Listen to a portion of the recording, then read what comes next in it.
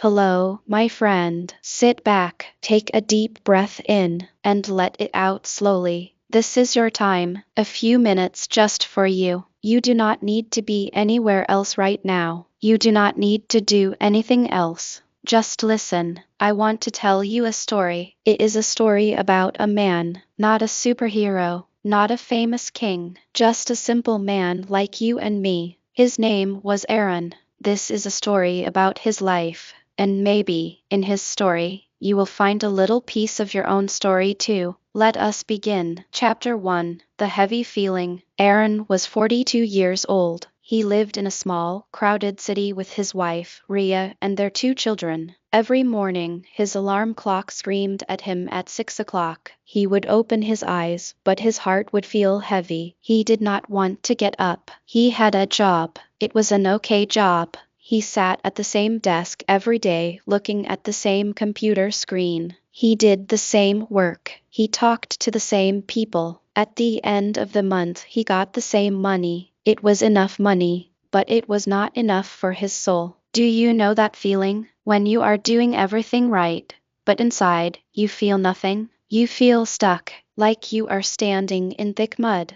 You want to move forward, but your feet will not lift. That was Arun. He would come home tired, not from hard work, but from boredom. He would sit on the sofa and look at his phone. His children would ask him to play and he would say later, Beta, Papa is tired. His wife would tell him about her day and he would nod, but he was not really listening. At night, he would lie in bed and stare at the dark ceiling. He would think, is this it? Is this all my life is going to be? He felt like a failure. He felt like he was letting everyone down, his wife, his children, but most of all himself. He wanted to change. He wanted to feel alive again, but he did not know how. He felt too old to start something new. He felt too tired to try. The mountain of change looked too high to climb. This is where our story really starts. On a Thursday night, with a man who felt completely lost. Chapter 2. The Old Man on the Park Bench. The next morning was Saturday. Arun did not have to go to work, but the heavy feeling did not take a holiday. It was still there. His wife, Ria, saw him sitting at the table, not eating his food. She was a kind woman. She worked hard too. She felt his sadness, even though he did not speak it. Arun, she said softly, go out, take a walk, get some fresh air. The children and I will be fine. He did not want to go, but he also did not want to sit in the house with his sadness. So he put on his old shoes and went out. He walked to a small park near his home. It was not a beautiful park. The grass was dry in some places. The benches were old and the paint was peeling, but there were big trees that gave good shade. Arun sat down on a bench. He did not look at the trees. He looked down at the ground. He was thinking about all his problems. The money he could not save. The promotion he did not get. The dreams he had forgotten. After some time, he heard a slow, gentle sound. Thump, drag, thump, drag. He looked up. An old man was walking slowly on the path. He was very old. His back was bent. His face was full of deep lines like a map of a long life. He used a wooden stick to help him walk. He would put the stick forward, then move his right foot. Then he would move his left foot to meet it. It was very, very slow. Arun watched him. The old man's face was not sad. It was calm. He was not looking at his feet. He was looking up at the trees, at the sky. He was looking at the small birds on the ground. The old man reached the bench where Arun was sitting. He stopped.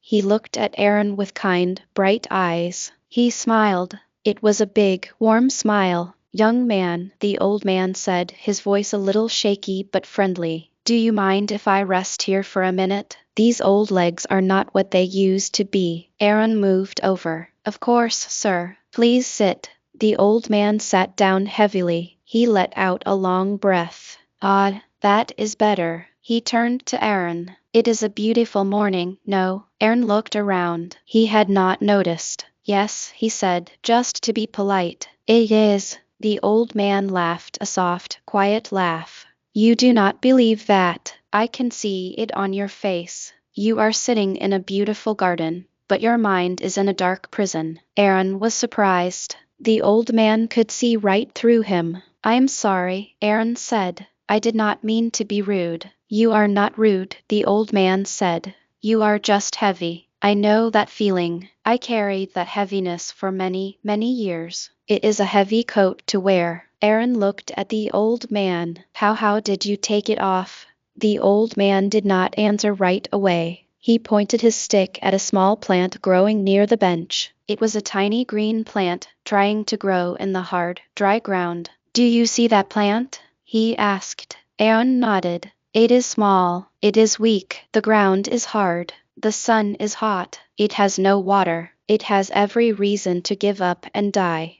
But it is still trying to grow. Why? Aaron did not know. Because that is its job, the old man said. The plant's only job is to grow. It does not worry about the dry ground. It does not complain about the hot sun. It just puts one small root down and then another. Slowly, every day, it trusts that if it keeps trying, one day it will find water. One day it will become a big, strong plant. He turned his kind eyes back to Aaron. You are like that plant. You have forgotten your job. Your job is to grow, not to be perfect, not to be rich, not to be famous, just to grow a little every single day. You are so worried about the hard ground and the hot sun that you have stopped growing. Chapter 3: The First Small Step. Aaron listened. The old man's words were simple, but they went deep inside him. They touched the part of him that still wanted to grow. But sir, Aaron said, his voice full of doubt, I am 42 years old. I am not a young plant anymore. Maybe it is too late for me to grow. The old man laughed again, louder this time. Too late? Look at me. My body is old and broken. I walk slower than a snail. But I still come to this park every day. I still look at the trees. I still smile at the birds. I am still growing, young man. I am growing in gratitude. I am growing in peace. It is never too late. The only time it is too late is when you are in the ground, and you are still sitting here, breathing, next to me. So it is not too late for you. Aaron felt a small spark inside him, a tiny, warm feeling. But where do I start? Aaron asked. Everything feels so big. My problems are so big. The old man pointed his stick at a small pebble on the ground. Do you see that small stone? Yes. Can you pick it up? Aaron bent down and picked up the pebble. It was easy. Now, the old man said, do you see that big rock over there? He pointed to a large rock half buried in the earth, near a tree. It was heavy. Can you lift that rock? Aaron shook his head. No, that is too heavy. I would need help. Exactly, the old man said. You are trying to lift the big rock. You are thinking about changing your whole life at once. It is too heavy. You will hurt yourself. But you can pick up the pebble. You can do one small thing, then another small thing. After many days of picking up small pebbles, you will have the strength to move the small rocks. And after many days of moving small rocks, you will have the strength to lift the big one. He looked at Aaron gently. Do not try to lift the big rock today. Just pick up a pebble. What is one small thing you can do today to be a little better than yesterday? Aaron thought. He thought about his health. He thought about his mind. He thought about his family. Finally, he said, I want to learn something new. I always feel not good enough. I struggle with my English at work. Sometimes I am afraid to speak. I feel small. Maybe I can learn English better. The old man nodded slowly. That is a beautiful pebble. English is just a tool. It is a way to connect with more people, to read more books, to open more doors. But you must pick it up gently. Do not try to read a big, difficult book on the first day. That is like trying to lift the big rock. You will fail and you will feel worse. What should I do? Aaron asked. Read one page, the old man said. Just one page of a simple book every day. Or learn one new word and try to use it in a sentence. Small, slow, steady. That is how mountains are moved. The old man then slowly stood up. He held his stick. I must go now. My daughter will worry. He looked down at Aaron. You will be okay, young man. Just remember the plant, and remember the pebble. Do not forget. He began his slow walk, thump, drag, moving away down the path. Aaron watched him go. He felt different. He did not feel completely happy. The heavy coat was still there, but now there was a small hole in it. A little light was getting in. Chapter 4: The Pebble Jar. That evening, Aaron went home. He did not go to the sofa. He found an old, empty jar in the kitchen. It was a simple glass jar. He put it on his small desk in the corner of the living room. Rhea saw him. What are you doing? She asked, curious. I am going to try something, Aaron said. A small experiment. The next morning, Sunday, he woke up. The alarm did not scream because it was a holiday, but he remembered the old man. He remembered the pebble. He got out of bed. He did not stay under the blanket thinking about his problems. He just got up. He went to his desk. He had an old, simple English storybook that his children used when they were younger. He opened it. He read one page. It was a children's story about a monkey and a crocodile. The words were very easy. He understood almost everything. When he finished the page, he took a small piece of paper. He wrote on it, I read one page. He folded the paper and dropped it into the empty jar. It was his first pebble. He did not tell anyone. It felt too small and silly. On Monday, he went to work. The day was the same. But at night, before sleeping, he opened his book again. He was very tired. His eyes were heavy. He wanted to just go to sleep. But then he thought of the jar. He thought of the old man's words. He read one page. He put a new paper in the jar. On Tuesday, he did the same. On Wednesday, he did the same. On Thursday, he was at work, and his colleague was speaking in English to a client. Aaron usually stayed quiet, but this time he heard a word he had just read in his book the night before. The word was suggest. He knew what it meant. He felt a small thrill, a tiny connection. On Friday, he came home, and his daughter was struggling with her English homework. She was crying a little. Papa, I cannot do it. It is too hard. Aaron sat next to her. Usually, he would feel helpless. But tonight, he said, show me. It was a simple exercise. She had to write 5 sentences about her pet dog. Aaron took a deep breath. He remembered the sentences from his book. He said, okay, let us try together. Tell me about your dog. What does he like to do? My dog likes to run, she said. Good, Aaron said. He picked up a pencil. So we write, my dog likes to run. That is one sentence. They wrote 5 simple sentences together. It took 20 minutes. When they finished, his daughter hugged him tightly. Thank you, Papa. You are so smart. Aaron's heart felt warm. He had not climbed a mountain. He had just helped his daughter with her homework.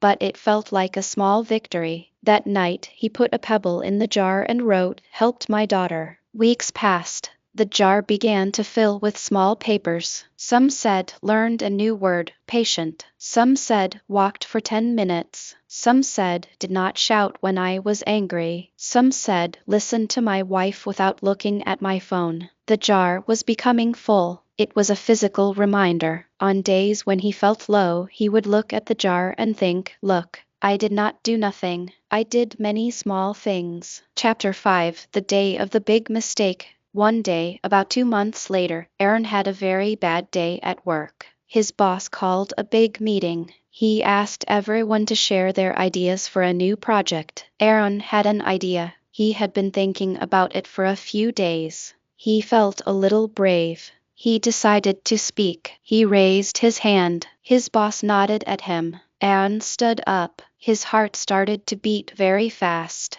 He opened his mouth. He started to explain his idea in English, but the words came out wrong. His grammar was bad. He used the wrong words. People in the room looked confused. One young colleague, a man with a sharp suit, smiled a little. It was not a nice smile. Aaron felt his face turn hot. He stopped talking in the middle of his sentence. He just sat down. He wanted to disappear into his chair. The meeting ended. No one said anything to him about his idea. They talked about other things. Arun went back to his desk. He felt crushed. All the old feelings came back, but stronger. A voice in his head screamed, "You see, you are a failure. You tried, and you made a fool of yourself. You cannot do this. You are too old. You are not smart enough. Just give up." That evening, he walked home very slowly. His feet were heavy. His heart was even heavier. He felt like all his small pebbles were worthless. He felt like the plant that had been stepped on. He did not want to go inside his house. He did not want to see his family. He felt ashamed. He sat on the steps outside his building. He put his head in his hands. After some time, he felt a small hand on his arm. It was his son, a little boy of 8 years. "Papa, why are you sitting here? Are you sad?" Arun looked at his son's innocent face. He did not want to lie. "Yes, beta, Papa is a little sad." His son sat down next to him. He was quiet for a minute. Then he said, "Papa, do you remember when I was learning to ride my bicycle? I fell down so many times. I hurt my knee one time. It was bleeding. I cried. I told you I never wanted to ride it again." Arun remembered. It was a hot Sunday afternoon. "But Papa," his son continued, "you did not get angry. You cleaned my knee, and you said, 'Falling is how you learn to ride. If you never fall, you never learn.' So I tried again, and now I can ride very fast." He looked up at his father with big, honest eyes. "Papa, maybe today was your falling day. Maybe tomorrow you will ride the bicycle." Arun looked at his son. A tear came to his eye, but it was not a tear of sadness. It was a tear of love and of sudden, deep understanding. He hugged his son tightly. "You are right, Beta. You are so right." He realized something important. The old man in the park had told him to pick up pebbles, but he had forgotten to tell him that sometimes you will drop the pebble, sometimes you will stumble, and that is okay. That is part of growing. He took his son's hand and they went inside. That night he did not read a page. He was too tired, but he took a piece of paper and wrote, "I made a mistake, and I learned that mistakes are not the end." He put it in the jar. It was a different kind of pebble, a very important one. Chapter 6: The Secret in the Jar. The next day, Ria was cleaning the house. She saw the jar on Arun's desk. It was now almost full of small, folded papers. She was curious. She had seen him putting papers in it for months, but she never asked what it was. She picked up the jar. She took out one paper. It said, "I woke up early." She took out another. It said, "I said sorry to Ria for being rude." She took out another. "I learned the word beautiful." Another, "I helped my son with his puzzle." Her eyes filled with tears. She understood now. This was not a jar of paper. This was a jar of his heart. This was his journey. Every small paper was a small victory over the darkness. That evening, when Arun came home, the family was waiting for him. On the table, there was a new, bigger jar. Next to it was a note in Ria's handwriting. The note said, "For your new pebbles, we are so proud of you. Love, Ria and the children." Arun looked at them. His wife was smiling, but her eyes were wet. His children were grinning. He did not know what to say. He felt a feeling he had not felt in a long time. He felt proud of himself, not for being perfect, but for trying, for getting up every day and trying again. He hugged them all. That night he took his old simple English book. He was almost finished with it. He read the last page. Then he took a piece of paper. He wrote, "Today my family saw my jar, and I felt like the richest man in the world." He put the paper in the new, bigger jar. Chapter 7: The Man Who Kept Growing. Years passed. This is not a magic story where everything becomes perfect overnight. Life was still life. There were still hard days. There were still moments of doubt. But Arun had changed. He had learned the secret of the pebble. He continued his English. He graduated from children's books to simple news articles. He started listening to easy English videos like the one you are listening to now. He still made mistakes. He still felt shy sometimes.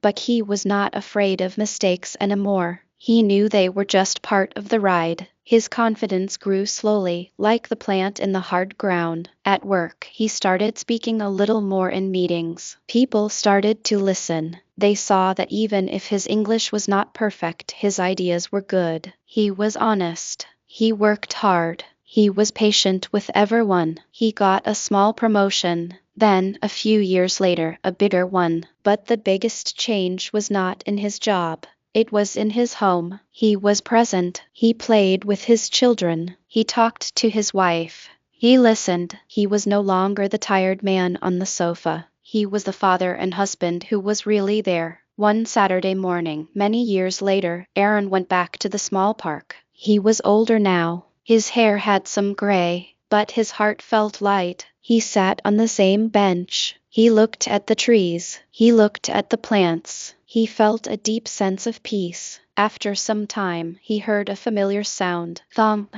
drag, thump, drag. He could not believe it. The same old man came walking slowly on the path. He was even more bent now. His walk was even slower, but his face still had that calm, kind look. He was still looking at the trees and the sky. He reached the bench. He looked at Arun. For a moment, there was no recognition in his eyes. Then, a slow smile spread across his old face. "Young man," the old man said in his shaky voice, "you came back." Arun stood up, respect and joy in his heart. "Thang, I cannot believe you are still here." The old man sat down slowly. "Where else would I be? The trees are still here, the sky is still here, and I am still growing." They sat in silence for a moment, two friends connected by a conversation years ago. Then the old man looked at Arun. He looked at his eyes, at the peace in them. He nodded slowly. "You did it," the old man said.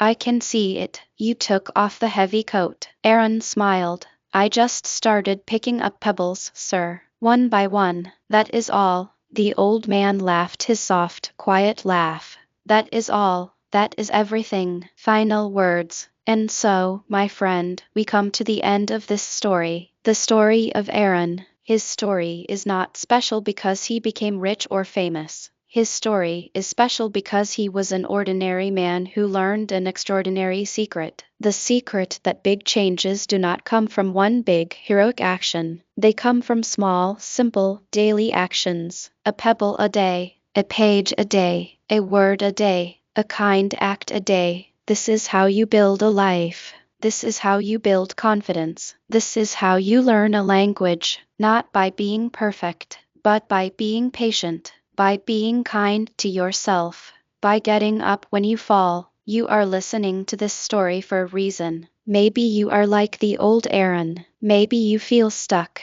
Maybe you feel the heavy coat on your shoulders. I want you to remember the plant. I want you to remember the pebble. Do not look at the big rock today. Look for a pebble. What is one small thing you can do today? Can you learn one new English word? Can you read one page of a book? Can you smile at someone? Can you take a 5-minute walk? Can you write down one thing you are grateful for? Do that one small thing, and then tomorrow, do it again. Find a jar, or a notebook, or just a place in your mind, and start collecting your pebbles. On the days when you feel low, look at your pebbles. They will remind you that you are moving, you are growing. You are not stuck. You are on a journey. Be gentle with yourself. You are learning. We are all learning. Every single day. Thank you for listening to this story with an open heart. If this story touched you, if it made you feel a little lighter, a little more hopeful, then I have a small request. Please click the like button.